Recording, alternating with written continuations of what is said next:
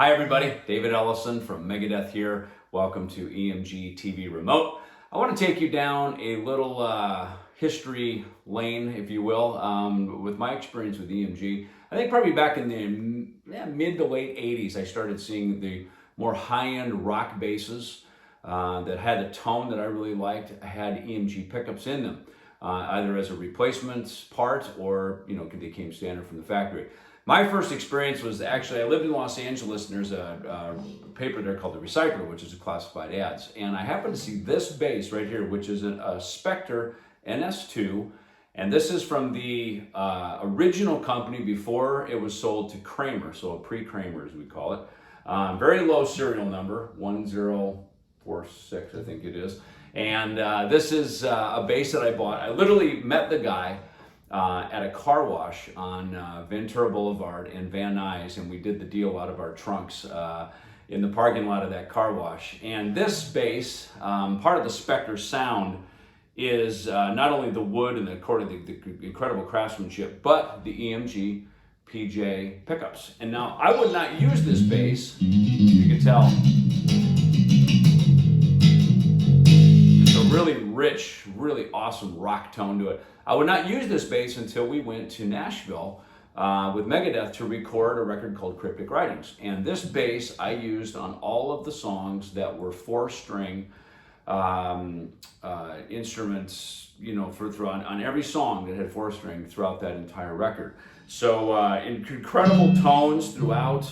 Nice, big, rich tones. Probably one of my favorite records of bass tone that I've ever recorded.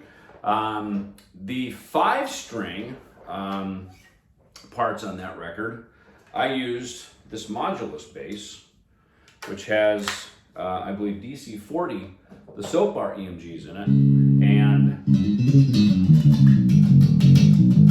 a similar fatness to the mid-range, and a nice warm.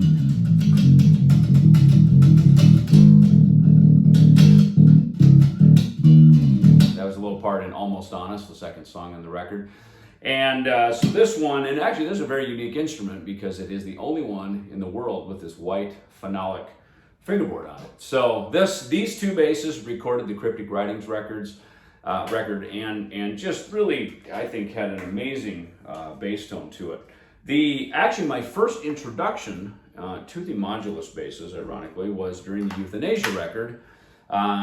Little store here in town, Phoenix, where I live, store called The Bass Place, and they were really big into the Modulus stuff. And as the sound of the Megadeth, that record was starting to, some of the tempos were slowing down and needed a lot of five-string stuff, and I wanted to get EMG. So again, another EMG setup on here. I bought this one for the tour and played this one throughout, to 1994, pretty much, up into the 2000s.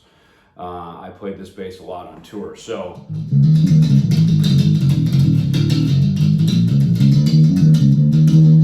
as you can tell, these instruments all have a very similar tone to them.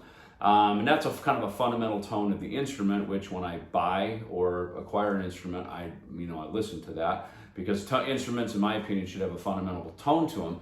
The EMGs, because to me they are a very kind of a flat pickup, meaning that it doesn't colorize your tone. EMG doesn't add their personality. They let my personality come out through my hands, and then they the magnets pick that up, run it through the amplifier, and I like to tell my equipment what it should sound like, not have my equipment tell me what it should sound like. And especially when I was in the studio or am in the studio making records, it's very important that the pickups don't let the instrument disappear into the track. Something very common with active electronics is that, especially as you get big guitars, big drums, like the records I make, it's very common for the bass to sort of disappear into the track, and the EMGs very much make my sound, my tone, my instrument pop through, have a nice place. A lot of my stuff is to get kind of down inside the kick drum.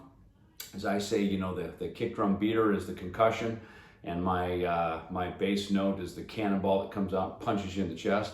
So it's getting down underneath the band and then also being up over top of the band. And you can kind of hear that with this sort of trebly sound. And especially when I'm using a plectrum, of course.